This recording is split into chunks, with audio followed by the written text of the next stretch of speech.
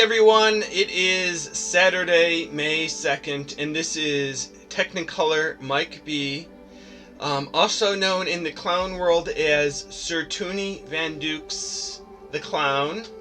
Yes, and being that this is the start of May, in the clown world, a 1st of May is a name given to clowns starting out on the circus for the first time. A brand new clown. Since there aren't that many circuses, there are more clowns in the world than circuses. The term is now just used for a new clown getting started learning how to clown around.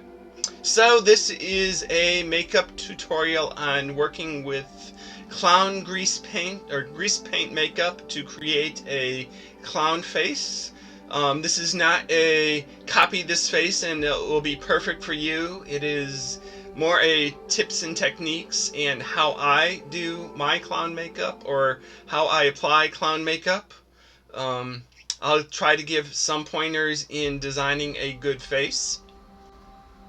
So in the clown world, there are different types of clowns.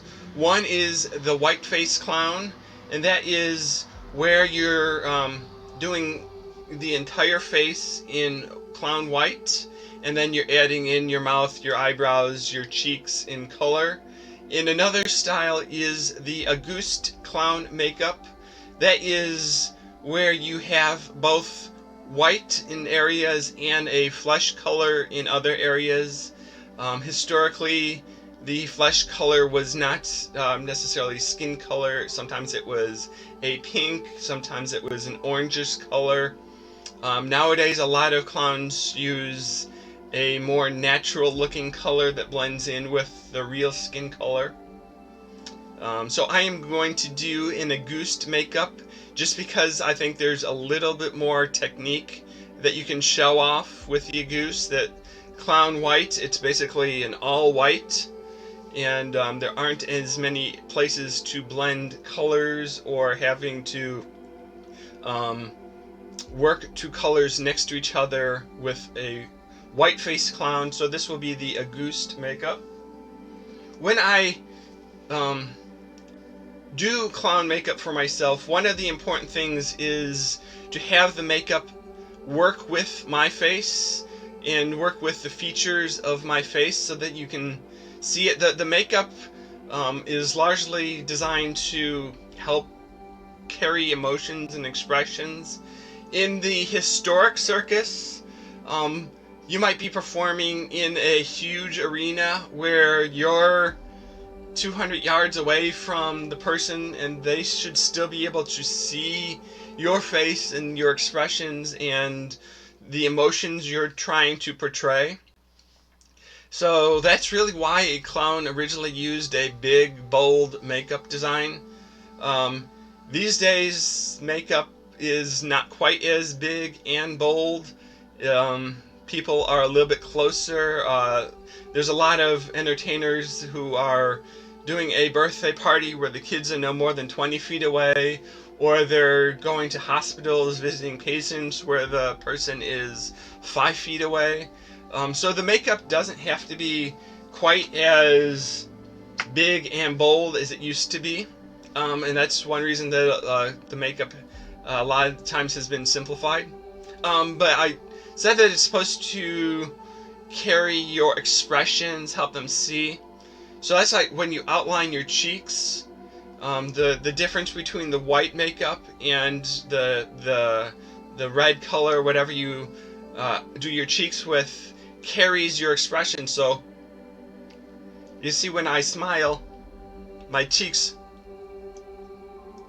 move up, and if I have makeup on, you'll see that movement even better than you can see it now. And also, like, you make a lot of your expressions with your eyes and your eyebrows. So you can see that my eyebrows raise if you watch. So it's like when I'm placing the color of the makeup, I need to take into account how high above my eyes do my eyebrows go, so that the makeup carries that expression with you. Also, I have to take into consideration, what am I planning to wear? Am I going to wear a wig, and is that wig going to cover part of my face? Am I going to have a hat on that comes down to here? That if I'm wearing a hat or a wig that covers part of my forehead, I don't want my eyes to go too high into that space. When I first got started, you see I have a crease line here in my cheek, and that was originally where I was ending the white. And when I did that, the colors get lost in that crease. So now when I do the white makeup, I actually bring it up into the cheek, and now that the color's in a flat area, so you can see where the color moves. So let's get started with the clown makeup. All of the products I'm using today, as far as makeup is concerned, is a Mehron based product. I have the clown white, and I have a Mehron red, and a Mehron black grease paint. I also have an Auguste in just their Creamblend stick that I use for the Auguste color. To get started, I always want to make sure my face is clean. So I will shave and wash my face and get any of the oils off my skin so that the makeup is easier to work with. You just get a protective cover so I don't get makeup all over my keyboard. As far as clothing, I usually don't wear my clown outfit putting on makeup because I don't want to get makeup on the outfit itself. I'll wear something else, just a t-shirt or other shirt, just so I have color or something safe. And so because I'm going to get powder on it, I'm going to have issues like that if I have to accidentally touch it. I don't want to get my good clown outfit messy. So just wearing a base layer, a t-shirt, something that's not as important for your show is good. I always start with the white makeup, and I like to use a brush or a spatula or something to scoop makeup out of the container. That way I'm not putting my fingers in the makeup over and over again. So I start with, there's not much makeup left in here, it's largely empty. But I'll use a brush and just grab off enough makeup. That's probably more than I need, so I'll just put some of it back.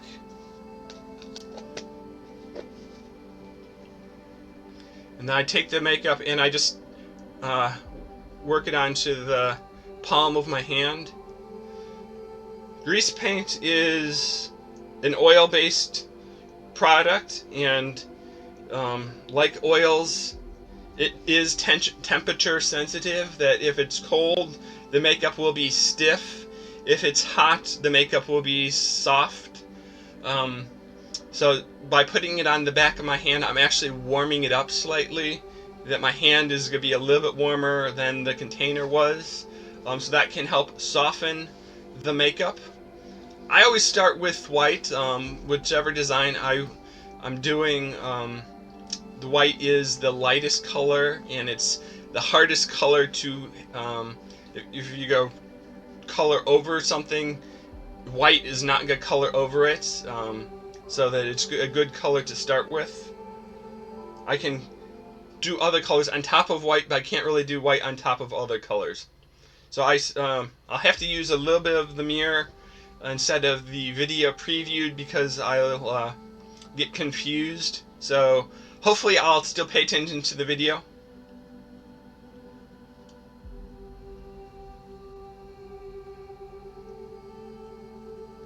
If I was doing the full white face, I'd just use my hand and smear it all over quickly. But since I'm just doing a smaller areas, I'll just use 1 or 2 fingers and rub it on.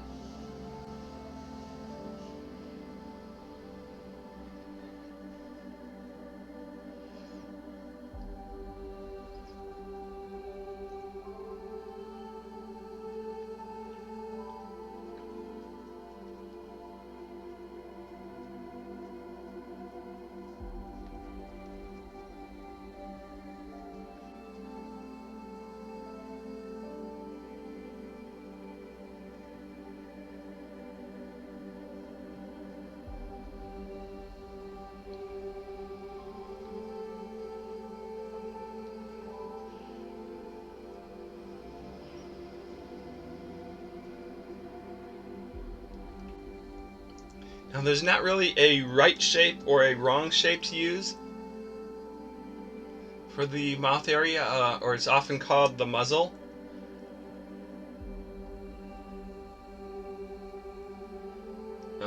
I find that giving it some shape other than just circle is more interesting to look at.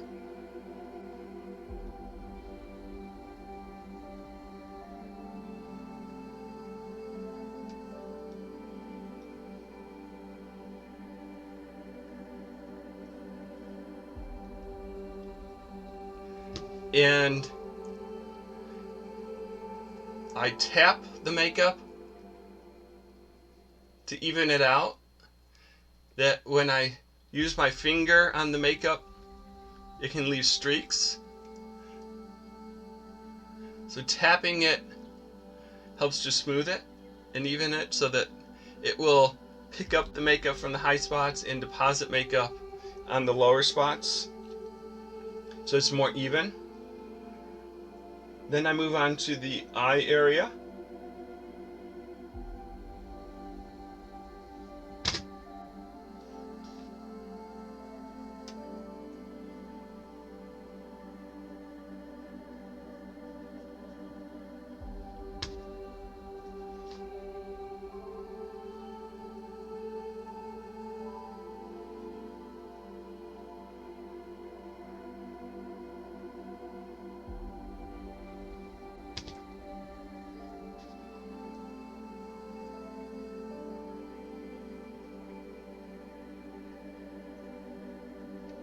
Now, I don't have the thick, bushy eyebrows that some people have, so I think my eyebrows are hidden fairly well with just covering with the white makeup. I don't have to worry about doing anything too special.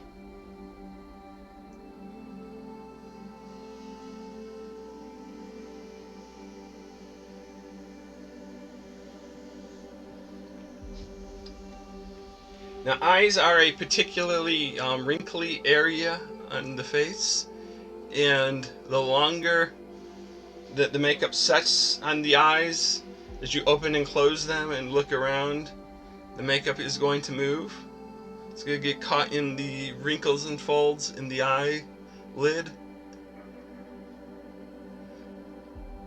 So the eyes are the first area I work on, and then it's also one of the last areas I'll touch up again before I powder the makeup, just to spread out the makeup and even it out.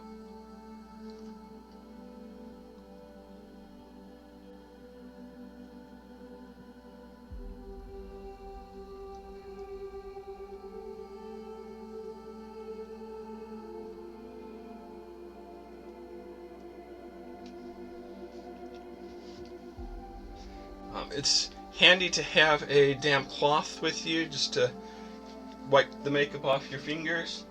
And one thing that I can do now is to clean up any of the edges. I guess I'm not even on the two sides.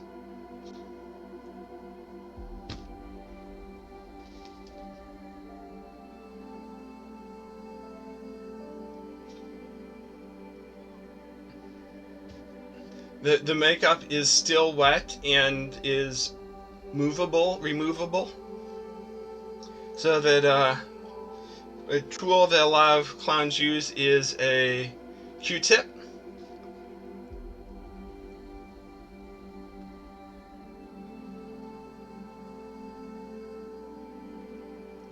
It can remove makeup from areas, help you clean any of your edges.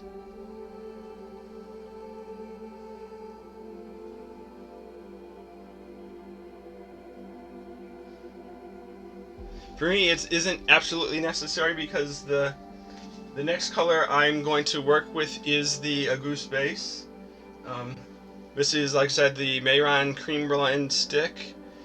It is a color that is close enough to my skin color, but if I went without it, I'd have the blotchy appearance, so it will even up my complexion.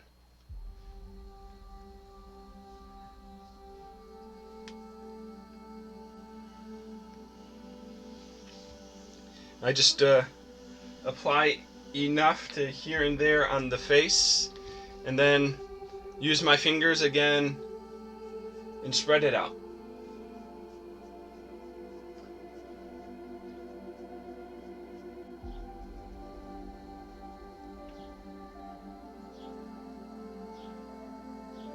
I'm careful to get close to the white, but not to cover it, because it will overpower the white.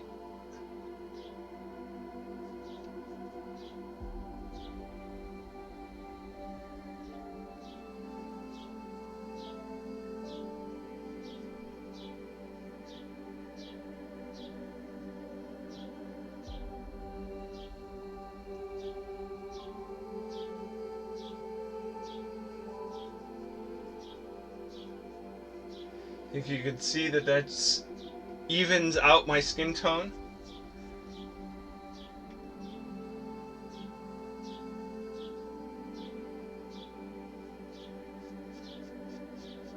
And depending on what I'm wearing, I don't necessarily have to worry about the hairline.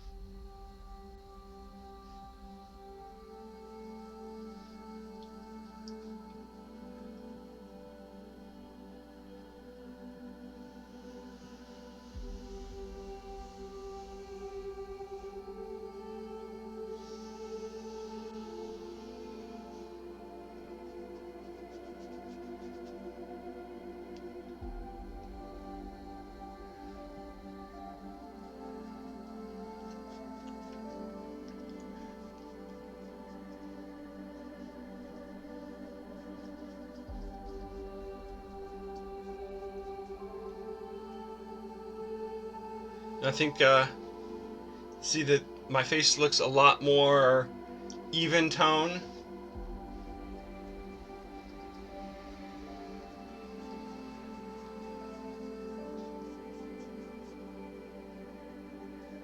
And depending on what you're doing, you could completely cover your chin, or you don't have to.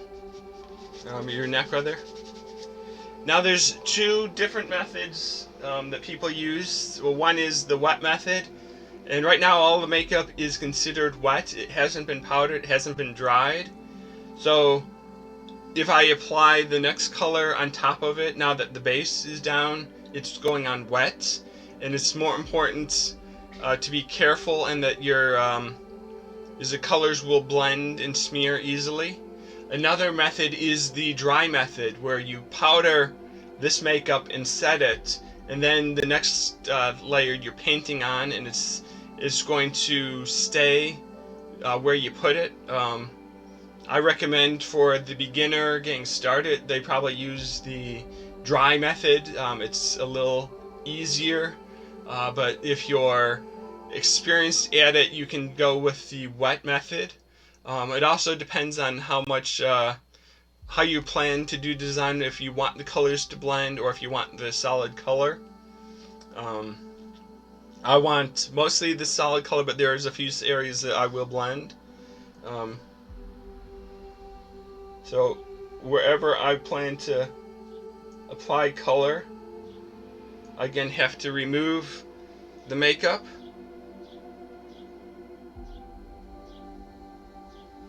So that the color stays where I want it to go. And we'll do the red next.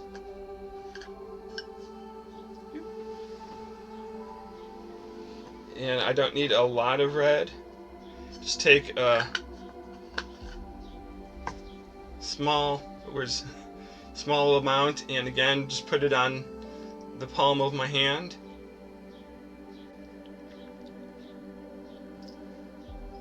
And I'm going to use the red mainly just to outline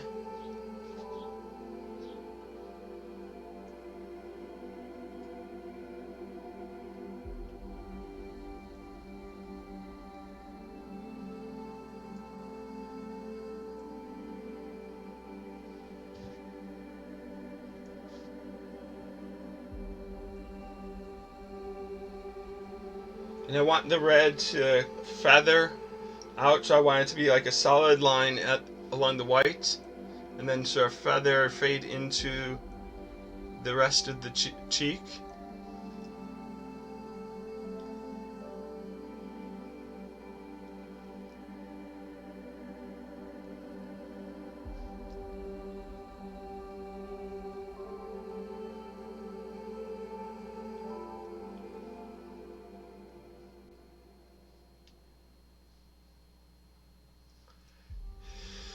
And one way to get it to feather and blend is to use your finger.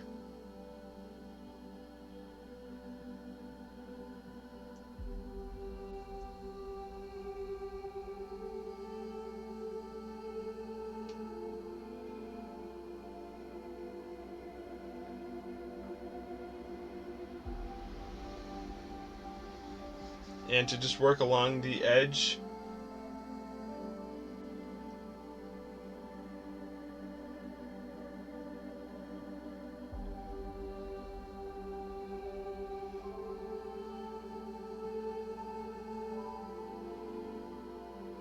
And you're sort of pulling the color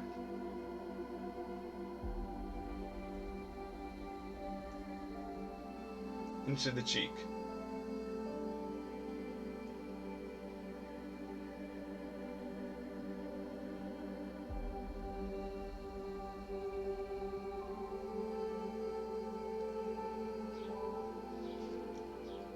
So that you can see the difference. That side hasn't been blended, and that side has.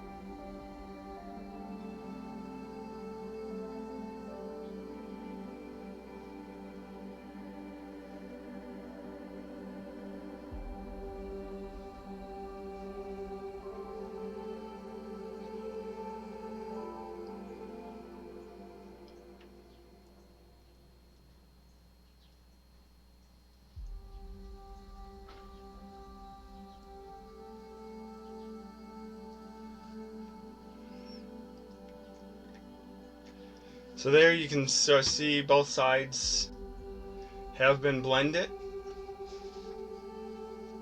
Side's not quite as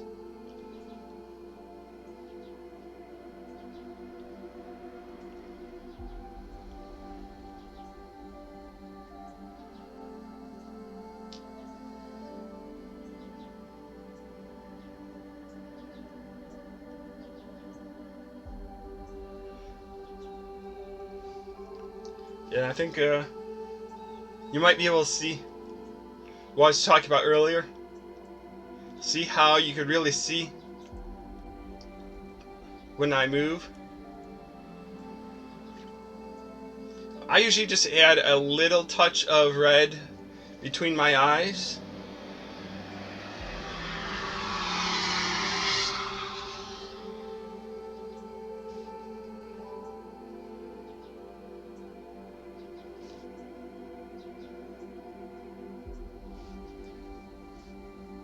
And then sometimes a little splash of red on either side. I could do it with the grease paint, or I could do it with blush later. Either way, or both, is fine.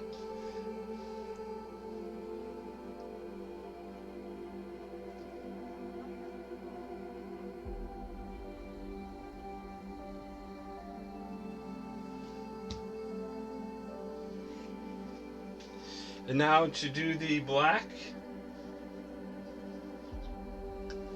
And I do the same as I've done with the red. Just take a little bit of the black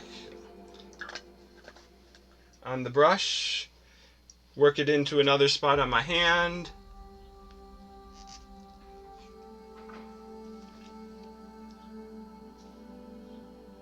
And now I'm going to do the eyebrows.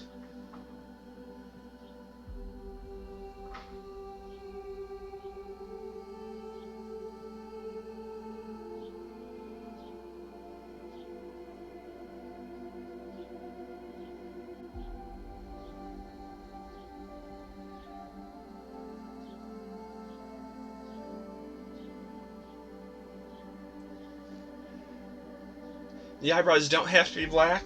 Sometimes I will do them in blue. It just depends on what mood I'm in.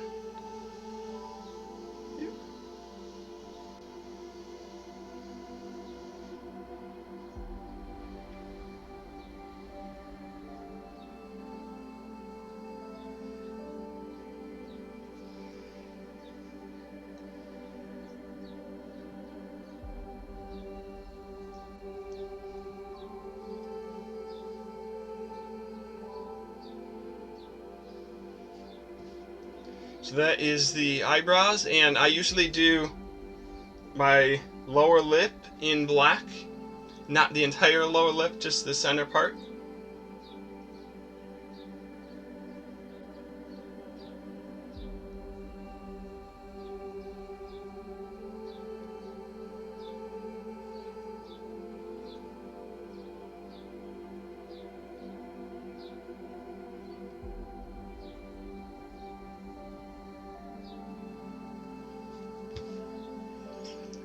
A lot of clowns will do what they call pips.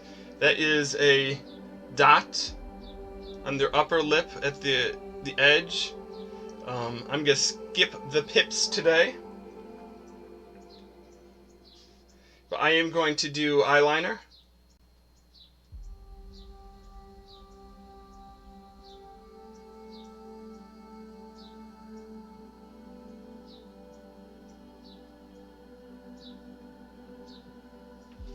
And you could use real eyeliner if you like, or since I have the black makeup out and handy in a brush.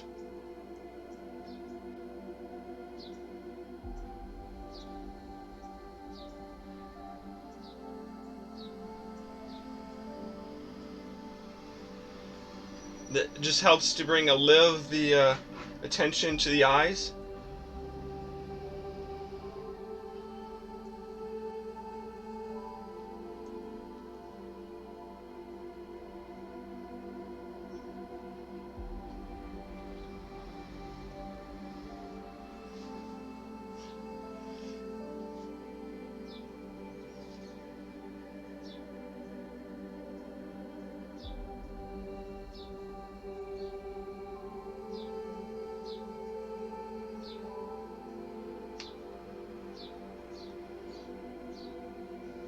Don't usually have to hold a mirror doing it, so it's a little harder. Normally I would do this in front of the big bathroom mirror where I have lots of space and good lighting. But I think I am satisfied. So at this point, take any of the makeup, wipe it off your hand. Now the makeup is still wet. If I was to put a shirt on or something over it, I'd smear all over the shirt, so it's important to powder the makeup next. But as I said, the last area I always look at is the eyes.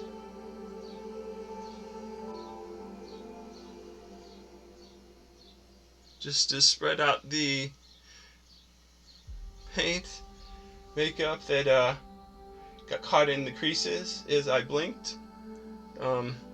Sometimes also my forehead. If I've been looking in the mirror a lot, I get a wrinkle and crease of the forehead.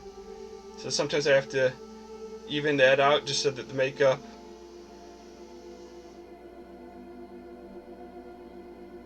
doesn't have a crease line in it.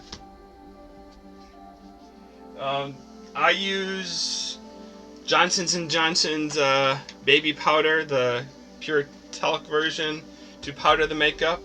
I keep it in a little Rubbermaid container, and I have a real fluffy makeup powder puff that holds a lot of the powder, so I can just sort of dust the powder on my face. That I don't want to touch the makeup right now because it's still wet. So I want to get powder, so I want to sort of spread powder over it. So I'm going to back up just so I don't get the computer all messy. Hopefully you can still see and hear me all right. I'll start with the white. And one thing I do when I'm doing the makeup is I'll take a deep breath in beforehand and breathe out, just so that I'm not drawing the powder into my mouth and nose, but I'm sort of blowing air out so the powder is going away from my mouth and nose, just so I'm not breathing in a big puff of powder. That's just a technique I like to use.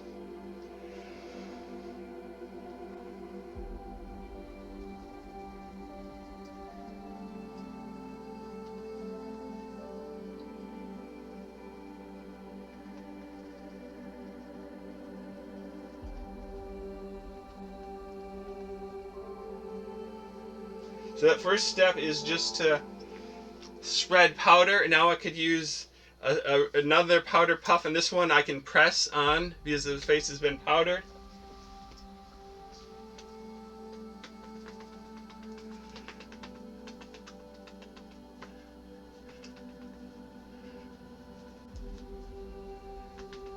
And you have to make sure that you get like the creases around your eyes and your mouth and under your nose.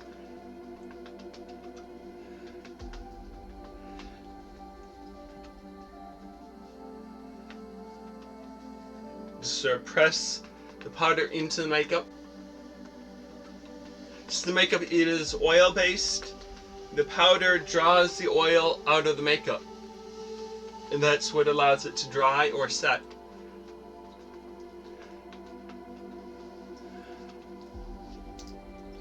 Now it's I have a soft hair brush. This one is a brush designed for use for babies. It's nice and soft. I have another one that I sometimes use that is designed for horses, to brush the horse's face, to keep the horse nice and clean. Any type of soft bristle brush will help get the powder off, the excess powder off. And if you powder properly, the makeup is set. So it's not smearing and moving and streaking all over the place as I brush it. Just get a little of the excess off the shirt.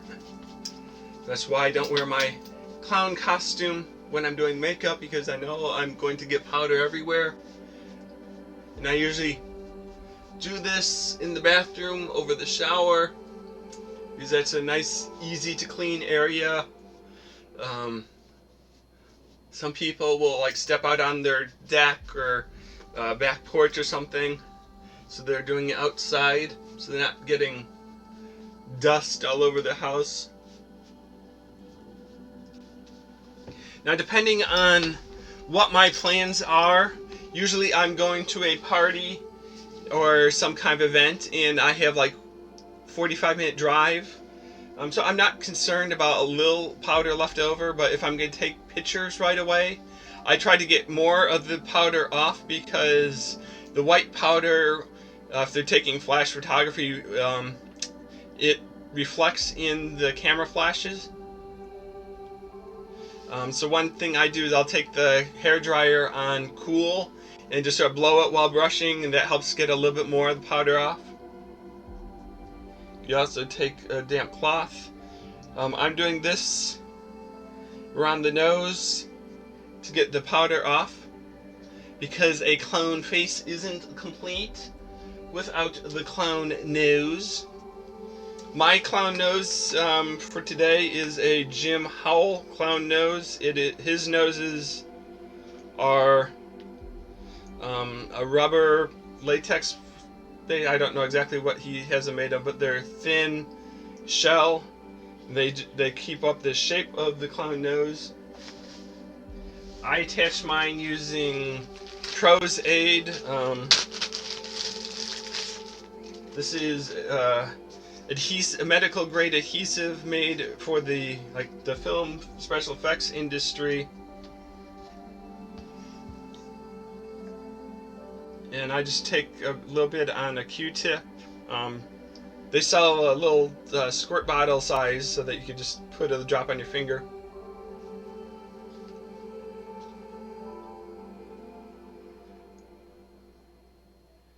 Just paint a little bit on my nose.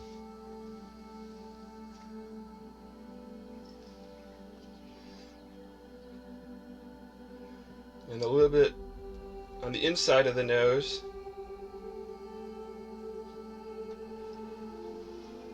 This is like a contact cement in some ways, that it needs to dry to be sticky.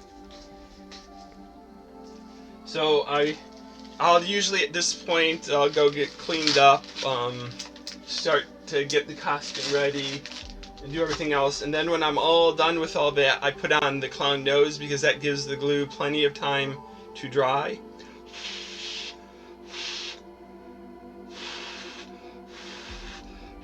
Because if it's white, it's wet, and if I put the nose on right now when it's wet, I have my nose and skin on one side and the plasticky layer of the nose on the other, and there would be a film of wet glue between it, and eventually the nose will just sort of work its way off. It'll slip. That layer can't dry because it's trapped between my nose and the clown nose. So it's important to let the nose dry. A lot of people, if they have nose problems, they put it on too soon or put too much glue, and the glue did not have enough time to dry. Since Jim's noses are hollow, I put a wadded up piece of, don't know you can see it, paper towel or Kleenex, the tip of the nose. That way, if as I breathe it traps some of the air or moisture, it's not going to start dripping out, so it's just collecting a little of the moisture in the nose. So now hopefully it is dry enough that I can put it on, and I carefully put it over my nose and then just push it in to get the nose to set in. So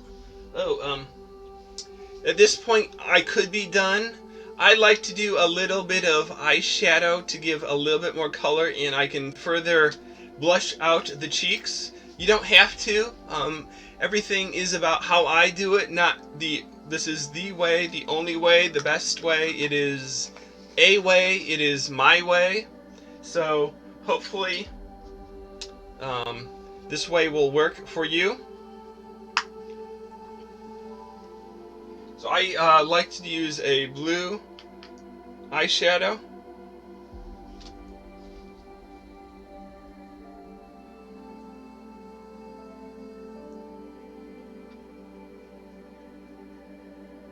And I don't put it everywhere.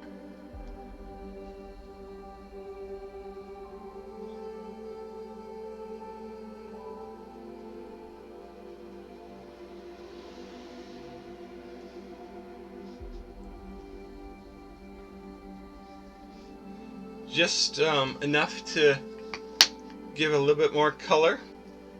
And then I'll also usually use a yellow to go in between the two blue spots.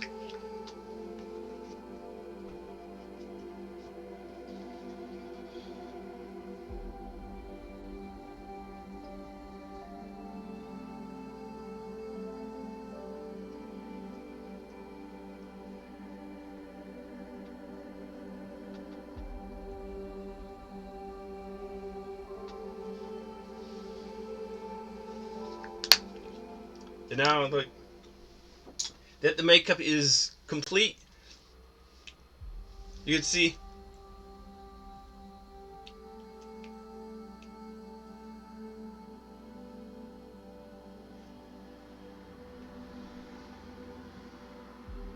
how it adds to the expression. You see the colors moving, so that someone can get a better idea of what I'm thinking, what expression I'm trying to convey. So I hope this helps you with your clown makeup. I think we are about done with today's design. So I will end this video, and hopefully I will be able to do more makeup tutorials in the future. So, we shall say so long, farewell, auf Wiedersehen, and goodbye.